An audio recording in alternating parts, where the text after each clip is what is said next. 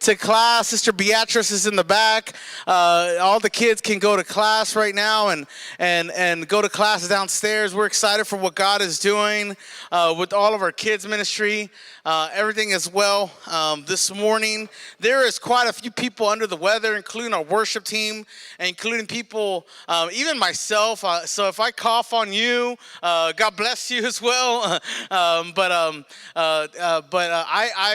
excited because, even throughout the weather, even throughout everything's going on, God is still good and God is still faithful. Anybody hear me today? God is still faithful.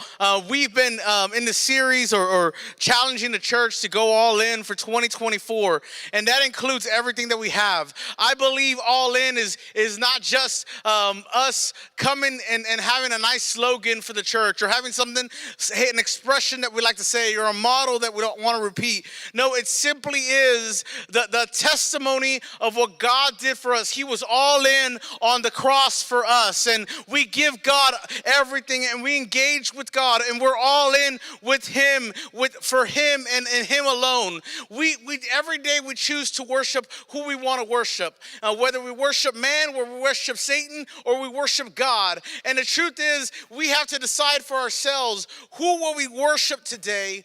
Are we all in for God? Are we all in our worship and everything that we give today?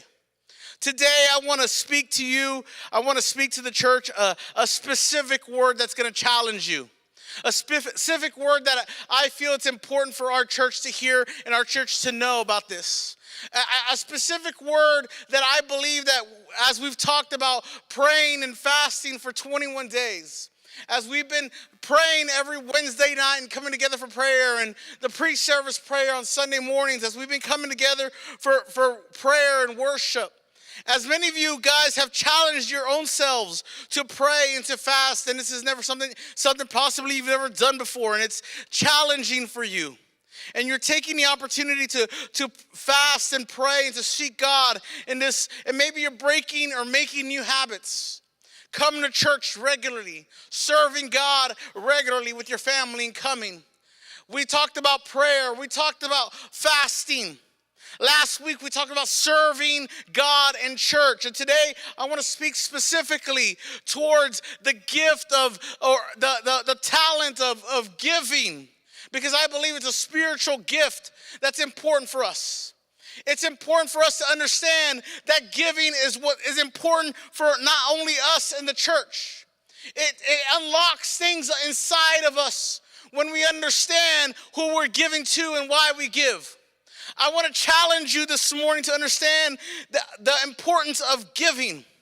The Bible tells us simply this, and there's a verse that says it like this: for where your treasure is, there your heart will be also. Luke 12:34. I believe that money is a good thing. Anybody hear me today?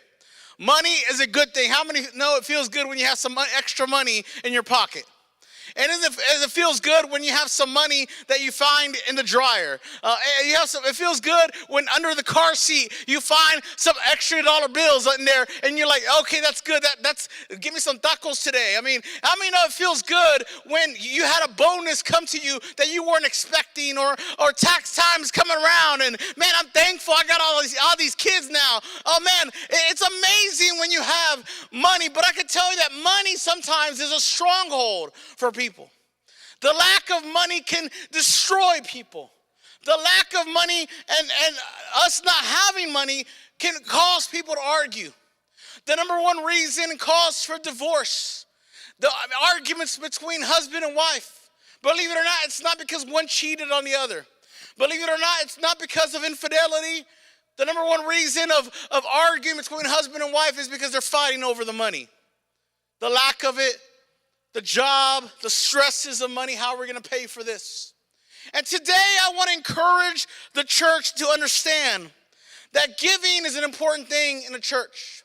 It can be controversial because, like myself, maybe you've been in a church where, man, once the pastor starts talking about money, hey, it's time to go. Let me get out of here. I got to go somewhere. But probably made you feel uncomfortable as you know what came next. Maybe it's going to be time to pick up the offering, and I know where the pastor's going with this. Oftentimes, money is taboo. You don't talk about money. Money is funny. So many people want to refuse to talk about money outside of church, much less inside of the church do you want to bring it up. It makes people uncomfortable because people have misconceptions about giving. You see what the world tells you about the church, and you have the misconception that it's the pastor and the ministry that is robbing the people of money and draining people of their finances, and he's going on vacations to all these other places, driving a fancy car, having a big luxurious house, and they'll pretend that I'm the only one that thought like that. We think about the luxuriousness and the salaries, and we think of all the misconceptions and says, you know what, I'd rather not give my money away. But the truth is, God is asking of us to be obedient to him. God is asking us to be obedient with him and to challenge ourselves to go beyond misconceptions. I'm going to invite you to come in today with an open heart. Listen to what the word has to say. Listen to what people in the Bible did as it happened in accordance to money, finances, and treasure. In fact, the Bible references money and treasure and finances more times. In fact, in the New Testament, it's even mentioned more times than the word prayer is mentioned.